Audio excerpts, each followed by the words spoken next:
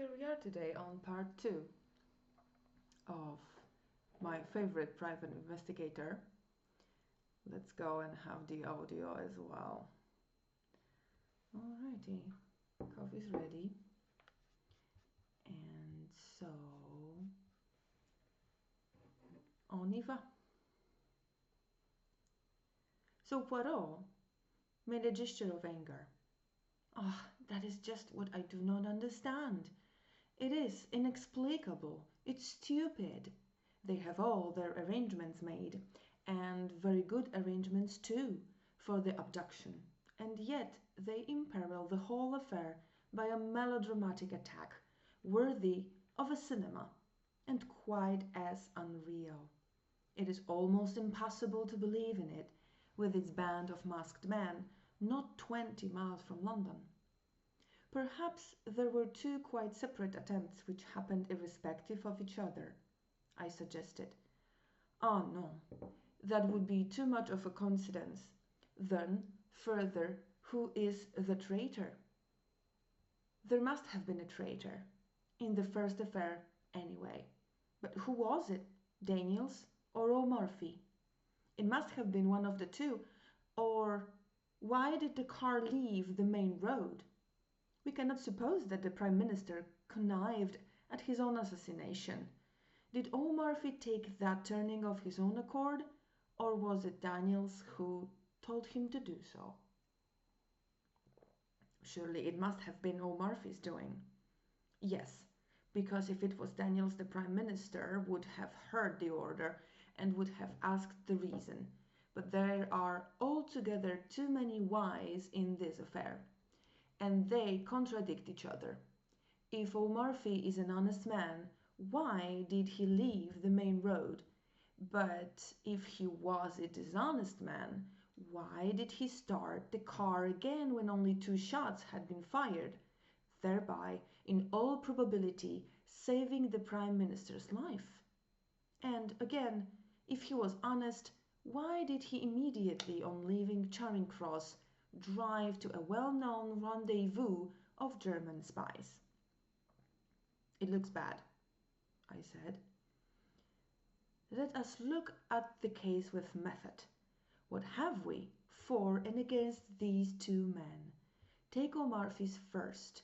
Again, that is his conduct in leaving the main road. That was suspicious, that he is an Irishman from County Clare, that he has disappeared in a highly suggestive manner. For him, that we have his promptness in restarting the car saved the Premier's life, that he is a Scotland Yard man and obviously from the post allotted to him a trusted detective. Now for Daniels. There is not much against him except the fact that nothing is known of his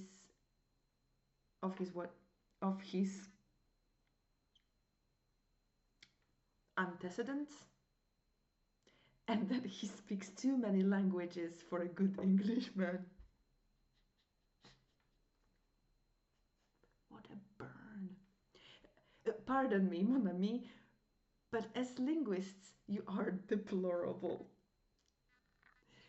Now for him we have the fact that he was found gagged, bound and chloroformed, which does not look as though he had anything to do with the matter. He might have gagged and bound himself to divert suspicion. Poirot shook his head. The French police would make no mistake of that kind. Besides, once he had attained his object and the Prime Minister was safely abducted, there would not be much point in his remaining behind.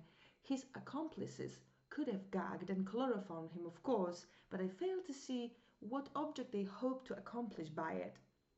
He can be of little use to them now, for until the circumstances concerning the Prime Minister have been cleared up, he is bound to be closely watched. Perhaps he hoped to start the police on false scent? Then why did he not do so? He merely says that something was pressed over his nose and mouth and that he remembers nothing more.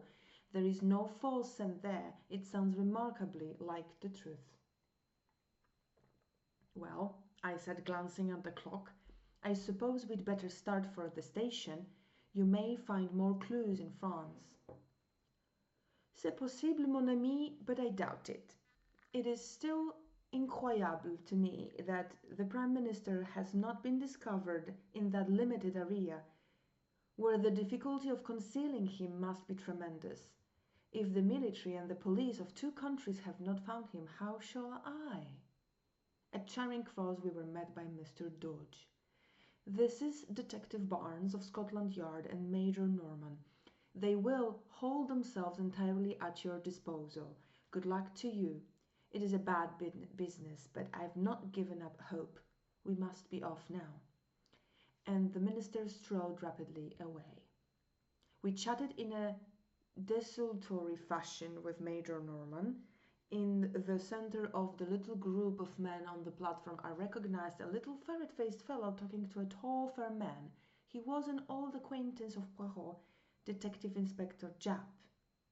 Supposed to be one of the smartest of Scotland Yard's officers, he came over and greeted my friend cheerfully. I heard you were on this job too. Smart bit of work. So far they've got away with the goods all right, but I can't believe that they can keep him hidden long. Our people are going through France with the Touvcum. So are the French. I can't help feeling it's only a matter of hours now. That is, if he is still alive, remarked the tall detective gloomily. Japp's fuzz fell, yes, but somehow I've got the feeling that he is alive all right. Poirot nodded. Yes, he is alive. But can he be found in time? I, like you, did not believe he could be hidden so long. The whistle blew, and we all trooped up into the Pullman car. Then, with a slow, unwilling jerk, the train drew out of the station. It was a curious journey. The Scotland Yard men crowded together. Maps of northern France were spread out, and eager forefingers traced the lines of roads and villages. Each man had his own pet theory. Poirot showed none of his usual loquacity, but sat staring in front of him with an expression of his face that reminded me of a puzzled child. I talked to Norman, whom I found quite an amusing fellow. On arriving at Dover, Poirot's behaviour moved me to intense amusement. The little man, as he went on board the boat, clutched desperately at my arm. The wind was blowing lustily. Mon Dieu, he murmured, that is terrible. I can totally understand Poirot. Hate boats. Have courage, Poirot, I cried. You will succeed. You will find him. I am sure of it. Ah, mon ami, you mistake my emotion. It is this villainous sea that troubles me, the mal de mer. It is horrible suffering. Oh, I said, rather taken aback. The first throb of engines was felt, and Poirot groaned and closed his eyes. Major Norman has a map of northern France if you would like to study it. Poirot shook his head impatiently. But no. Leave me, my friend. See you to think the stomach and the brain must be in harmony. L'Ouvre-Jeu has a method most excellent for averting the mal de mer. You breathe in and out slowly, so, turning the head from left to right and counting 6 between each breath. I left him to his gymnastics endeavours and went back on deck. As we came slowly into Boulogne harbour, Poirot appeared neat and smiling and announced to me in a whisper that L'Ouvre-Jeu system had succeeded to a marvel. Japp's forefinger was still tracing imaginary routes on his map. Nonsense. The car started from Boulogne. Here they branched off. Now my idea is that they transferred the Prime Minister to another car. See? Well, said the tall detective, I shall make for the seaports. 10 to 1 they've smuggled him on board the ship. Japp shook his head. Too obvious. The order went out at once to close all the ports. The day was just breaking as we landed. Major Norman touched Poirot on the arm. There's a military car here waiting for you, sir. Thank you, monsieur, but for the moment I do not propose to leave Boulogne. What? No. We will enter this hotel here by the quay. He suited the action to the word. demanded that it was accorded a private room. We three followed him, puzzled and uncomprehending. She shot a quick glance at us. It is not so that the good detective should act, eh? I perceive your thought. He must be full of energy. He must rush to and fro. He should prostrate himself on the dusty road and seek the marks of the tires through a little glass. He must gather up the cigarette end, the fallen match. That's your idea, is it not? His eyes challenged us, but I, Hercule Poirot, tell you that this is not so. The true clues are within. Here, he tapped his forehead. See you, I need not have left London. It would have been sufficient for me to sit quietly in my room there. All that matters is that the little grey cells within. Secretly and silently they do their part until I suddenly call for a map and lay my finger on a spot so, and I say, the Prime Minister is there. And it is so. With method and logic, one can accomplish anything. This frantic rushing to France was a mistake. It is playing a child's game of hide and seek. But now, though it may be too late, I will set to work the right way from within. Silence, my friends, I beg of you. And for 5 long hours the little man sat motionless, blinking his eyelids like a cat, his green eyes flickering and becoming steadily greener and greener. The Scotland Yard man was obviously contemptuous. Major Norman was bored and impatient, and I myself found the time pass with wearisome slowness. Finally, I got up, strolled noiselessly as I could to the window. The matter was becoming a farce. I was secretly concerned for my friend. If he had failed, I would have preferred him to fail in a less ridiculous manner. Out of the window I idly watched the Daily Leaf boat, belching forth columns of smoke as she lay alongside the quay. Suddenly I was aroused by Poirot's voice close to my elbow. Mes amis, let us start. I turned. An extraordinary transformation had come over my friend. His eyes were flickering with excitement. His chest was swelled to the uttermost. I have been an imbecile, my friends, but I see daylight at last. Major Norman moved hastily to the door. I'll order the car. There is no need. I shall not use it. Thank heaven the wind has fallen. Do you mean you are going to walk, sir? No, my young friend, I am no. St. Peter, I prefer to cross the sea by boat. To cross the sea, yes. To work with method, one must begin from the beginning, and the beginning of this affair was in England. Therefore, we returned to England. At 3 o'clock we stood once more upon Charing Cross platform. To all our expostulations, Poirot turned a deaf ear, and reiterated again and again that to start at the beginning was not a waste of time, but the only way. On the way over he had conferred with Norman in a low voice, and the latter had dispatched a sheaf of telegrams from Dover.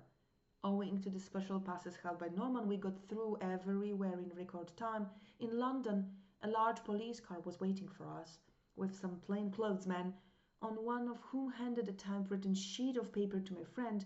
He answered me with inquiring glance. A list of the cottage hospitals within a certain radius west of London. I wired for it from Dover. We were whirled rapidly through the London streets. We were on the Bath Road. On we went through Hammersmith and Chiswick and Brentford. I began to see our objective, through Windsor and on to Ascot. My heart gave a leap. Ascot was where Daniels had an aunt living. We were after him then, not O'Murphy. Can I just say that it's snowing?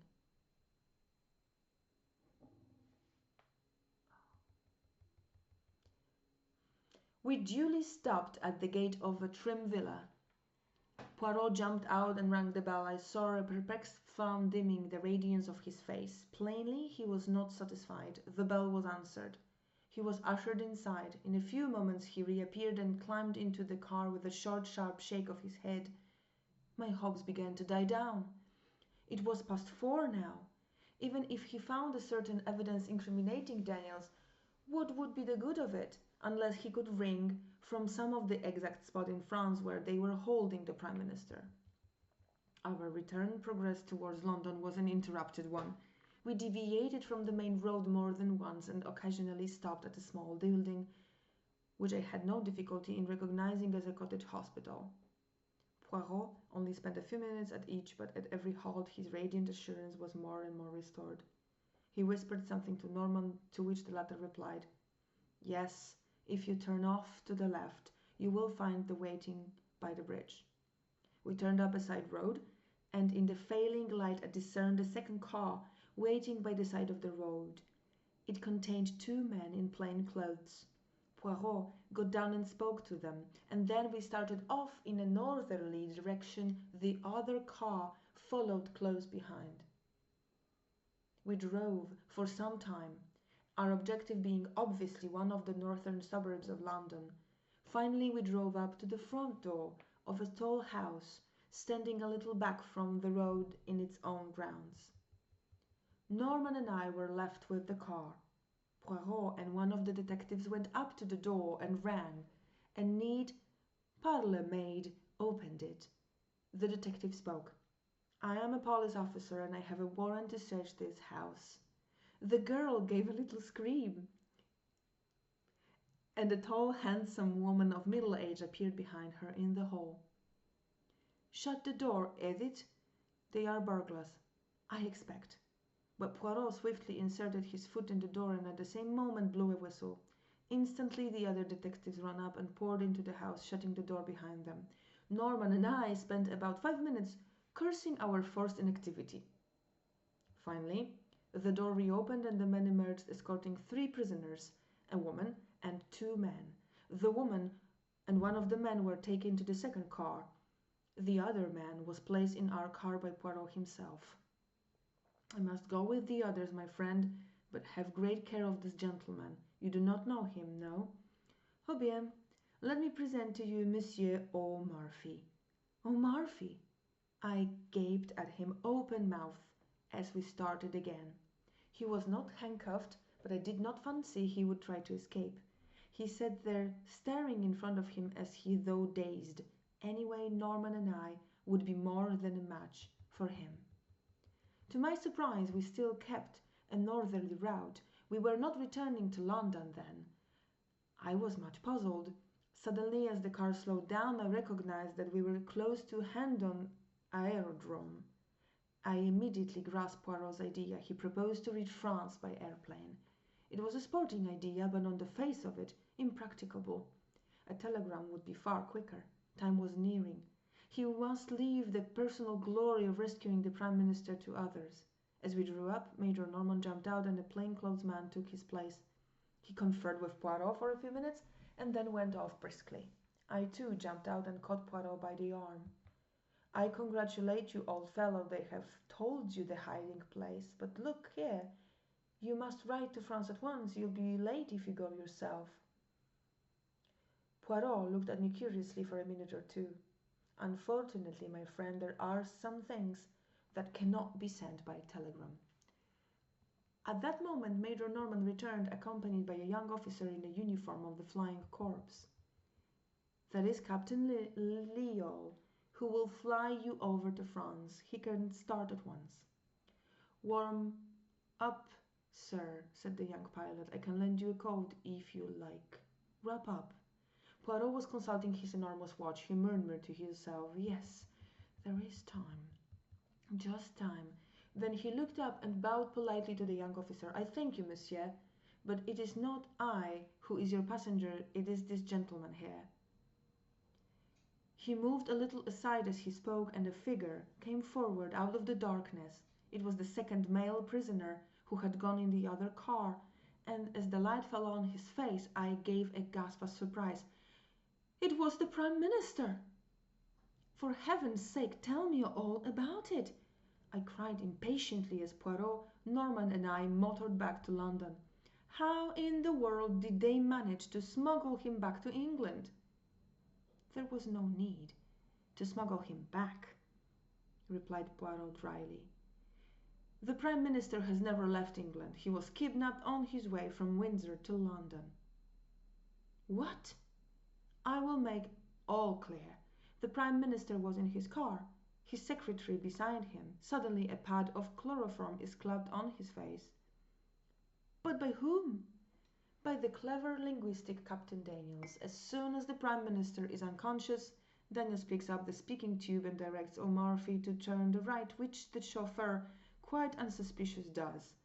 A few yards down the unfrequented road, a large car is standing apparently broken down. Its driver signals to O'Murphy to stop. O'Murphy slows up. The stranger approaches. Daniels leans out of the window and, probably with the aid of the instantaneous anesthetic such as ethyl chloride, the chloroform trick is repeated. In a few seconds, the two helpless men are dragged out and transferred to the other car, and a pair of substitutes take their place. Impossible!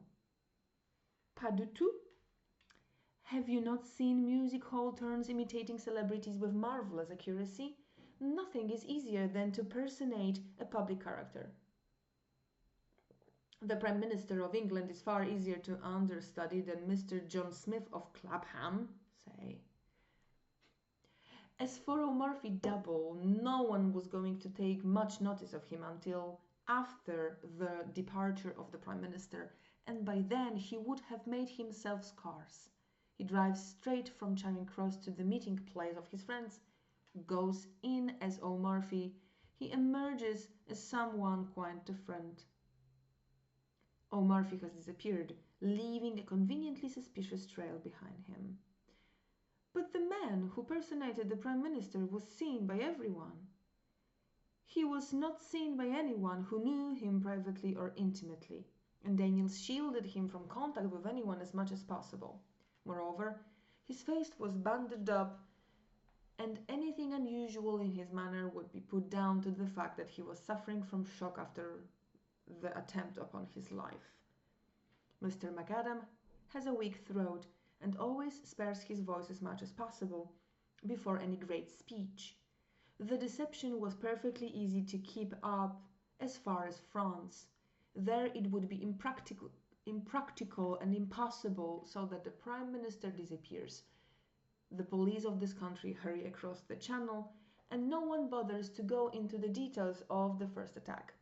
To sustain the illusion that the abduction has taken place in France, Daniels is gagged and chloroformed in convincing manner.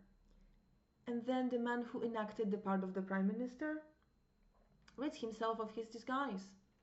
He and the bogus chauffeur may be arrested as suspicious character, but no one will dream of suspecting their real part in the drama, and they will eventually be released for lack of evidence. And the real Prime Minister? He and O'Murphy were driven straight to the house of Mr. Everard at Hampstead, Daniel's so-called uncle. In reality, he is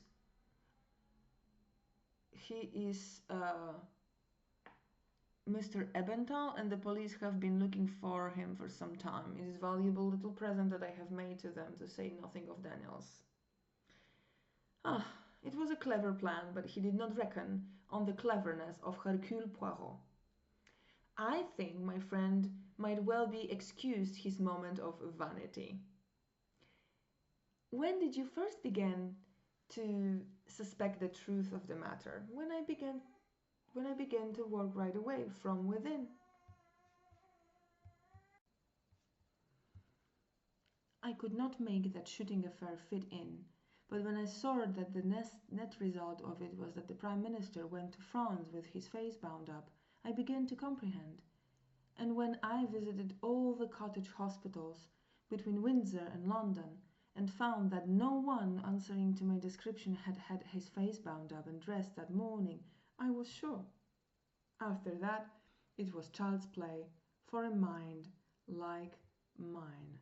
The following morning Poirot showed me a telegram he had just received. It had no place of origin, it was unsigned, it ran, "In time." Later in the day, that evening, papers published an account of the Allied conference. They laid particular stress on the magnificent ovation accorded to Mr. David McAdam, whose inspiring speech had produced a deep and lasting impression. Well, that is it. I hope you find it nice and refreshing. And let's see if I can find the time to do more. So the end for now.